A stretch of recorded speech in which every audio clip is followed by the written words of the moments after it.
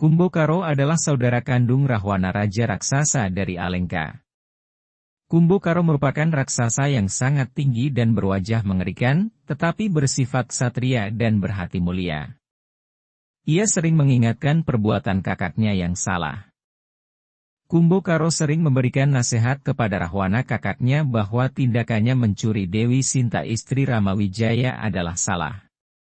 Prabu Dasamuka semakin berduka setelah pasukannya kalah perang dengan pasukan Ramawijaya dan banyak yang gugur.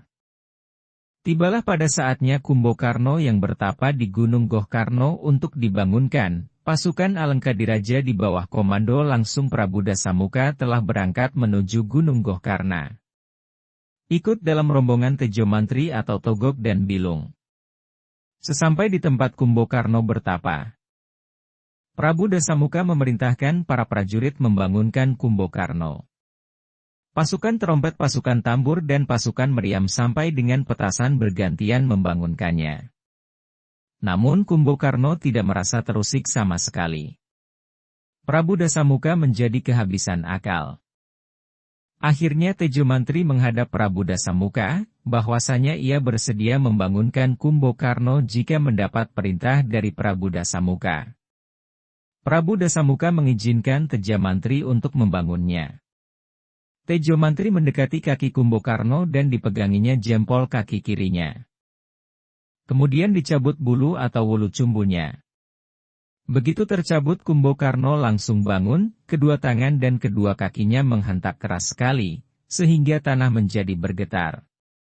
Beberapa orang pasukan yang ada di dekatnya, sempat terinjak dan terpukul oleh kedua tangan dan kedua kakinya. Kumbhakarna merasa senang Prabu Dasamuka mau mendatanginya. Rahwana menyajikan makanan yang lezat-lezat untuk menjamu Kumbhakarna yang telah lama tidak makan dan tidak minum karena bertapa. Makanan dan minuman diberikan kepada Kumbhakarna. Beberapa gerobak makanan dan minuman yang diberikan Kumbhakarna pun habis seketika. Setelah selesai makan dan minum, Prabu Dasamuka baru menjelaskan maksud kedatangannya. Kumbhakarna, aku membutuhkan tenagamu, dengarkanlah baik-baik kataku. Negerimu hampir hancur berantakan. Karena kamu hanya tidur mendengkur tidak menghiraukan. Semua senopati dan perwira Alengka satu persatu gugur. Negerimu diinjak-injak kera. Kini apakah baktimu kepada negara dan bangsamu? Kumbhakarna, kini seluruh harapanku tinggal kepadamu. Ketahuilah bahwa para prajurit Alengka sudah banyak yang gugur dan Paman Prahasta pun telah gugur. Terjunlah ke medan laga adikku. Mendengar ucapan Dasamuka yang bermaksud untuk meminta agar Kumbhakarna maju ke medan perang, Kumbhakarna menjawab, Rahwana kakakku. Itulah akibat orang yang berkepala batu, yang didengar hanya kemurkaan hatinya sendiri. Kecongkakan dan kepongahanmu engkau sendirilah yang membentuknya. Setiap kali engkau sesumbar, sok kuasa, seolah-olah tidak ada manusia di dunia ini yang melebihi kesaktianmu. Sekarang apakah jadinya? Negara hampir punah dan tumpas gulung tikar Rahwana kakakku yang kuhormati dan aku segani, mengapa dahulu engkau tak mau dengar, dikala aku dan adikmu Gunawan Wibisana yang cerdik bijaksana itu menasehatimu. Bukankah ia telah dengan berani dan penuh kejujuran mempersembahkan saran-sarannya? Tetapi engkau buta, bahkan memarahinya, menuduhnya seolah-olah mengkhianatimu. Engkau tidak mendengarkan pertimbangannya, bahkan engkau mengutuk dan mengusirnya. Kini ia meninggalkanmu, meninggalkan negeri Alengka, bukan karena mengkhianati negara, tetapi ia memihak kebenaran. Setelah mendengarkan perkataan Kumbhakarna yang dengan panjang lebar dianggap telah menyalahkannya, akhirnya Rahwana marah besar dan mengungkit-ungkit makanan dan minuman yang telah diberikannya. Setelah mendengar perkataan Rahwana yang telah menusuk hatinya, Kumbhakarna memuntahkan makanan dan minuman yang telah terlanjur masuk ke dalam perutnya. Dengan nada marah Kumbhakarna berkata bahwa dia sudah tidak sudi menerima apapun dari Dasamuka, dan Kumbhakarna langsung pulang. Sesampainya di rumah Kumbhakarna mendapat kabar jika kedua putranya telah gugur di medan laga. Mendengar kabar kedua putranya telah gugur, Kumbokarno menangis tak berdaya menghadapi ujian hidup yang sangat berat itu. Selanjutnya Kumbokarno berpakaian putih dan berangkat ke medan perang untuk membela tanah air, bukan membela Prabu Dasamuka yang angkara murka. Gunawan Wibisana melihat kedatangan kakaknya Kumbokarno sebagai senopati dengan berpakaian seorang brahmana. Seketika itu Gunawan Wibisana langsung menghampiri kakaknya seraya menangis di pelukannya. Setelah keduanya saling berpelukan, keduanya pun saling menangis kesedihan, kenapa harus menghadapi nasib seperti ini. Oh Kanda Kumbokarno, Kanda sekarang maju di medan perang sebagai senopati. Saya kira tidak ada yang bisa mengalahkan Kanda, lebih baik saya mati di tangan Kanda daripada Kanda menjadi senopati Alengka. Dengan rasa kasih sayangnya terhadap adiknya, Kumbokarno menyampaikan nasihat. Duh adikku Gunawan Wibisana. Ketahuilah kakangmu ini bukan datang karena membela Rahwana, tapi karena membela tanah airku.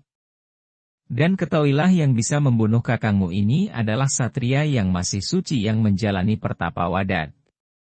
Setelah menasihati adiknya, pelan-pelan Kumbokarno menyuruh adiknya agar meninggalkannya. Dengan suasana yang sangat menyedihkan akhirnya Gunawan Wibisana pun mohon pamit. Kumbokarno memasuki wilayah pertahanan Prabu Ramawijaya Poncowati. Pasukan kera langsung menyerbu Kumbokarno. Lengannya sudah ratusan kera menungganginya, menggigitnya dan mencakarnya. Tapi Kumbokarno diam saja. Lengan yang satu juga ditunggangi ratusan kera, juga kepala, juga muka, juga leher, juga punggung, juga perut, juga paha, juga kaki. Mereka menggigit, mencakar dan merobek-robek kulit Kumbokarno. Dalam waktu sekejap Kumbokarno menjadi gunung kera. Tidak ada satu bagian tubuh Kumbokarno yang terlewatkan, semua sudah penuh kera-kera. Walaupun sedemikian hati-hatinya Kumbokarno agar tidak melukai siapapun, tetapi tanpa sengaja Kumbokarno juga menginjak ratusan kera yang menghadangnya. Gunawan Wibisana yang sudah mendapat nasihat dari kakaknya jika yang bisa membunuh kakaknya adalah satria yang masih suci yang menjalani tapa wadat, maka Gunawan Wibisana langsung memerintahkan Lesmana Widakdo. Kumbokarno akhirnya berhadapan dengan Lesmana Widakdo satria yang masih suci menjalani tapa wadat atau tidak menikah selamanya. Sementara itu para senopati kera, Sugriwa, Anoman, Anggada dan Anila memegangi kedua kaki Kumbokarno agar tidak melangkah lagi. Tetapi keempat satria kera itu tidak berdaya, mereka berjatuhan, dan hampir-hampir saja terinjak oleh kaki Kumbokarno. Untuk membebaskan kesengsaraan Kumbokarno dari serangan para Rewanda, Lesmana Widakdo melepaskan panah Gwawijaya kepada Kumbokarno. Panah pertama memutuskan bahu sebelah kiri. Lengan tangan kiri Kumbokarno yang dikerubuti ratusan kera pun jatuh. Kumbokarno masih melangkah maju, Lesmana Widakdo mengingatkan jangan maju lagi, namun Kumbokarno tetap melangkah. Lesmana Widakdo pun melepaskan anak panah yang kedua. Putuslah bahu kanan Kumbokarno. Lengan kanan Kumbokarno yang dikerubut ratusan kera pun jatuh. Kumbokarno terus melangkah. Lesmana Widakdo melepas anak panah yang ketiga dan keempat ke arah kedua kaki Kumbokarno. Kedua kaki Kumbokarno yang dikerubuti ratusan kera pun lepas dan jatuh, tubuh Kumbokarno pun ambruk dan menjatuhi ribuan kera-kera yang ada di bawahnya. Kini Kumbokarno tinggal tubuh dan kepalanya saja. Kumbokarno menahan sakit. Kumbokarno yang tinggal kepala dan tubuhnya berguling-guling kesakitan, dan tanpa sengaja banyak kera yang tewas terlindas oleh tubuh Kumbokarno. Lesmana Widakdo merasa tidak tega dengan keadaan Kumbokarno. Gunawan Wibisana segera meminta pada Lesmana Widakdo untuk menyempurnakan kematiannya. Lesmana Widakdo yang kelima kalinya melepaskan anak panahnya ke leher Kumbokarno. Kepala dan gembung terpisah, Kumbokarno pun gugur seketika.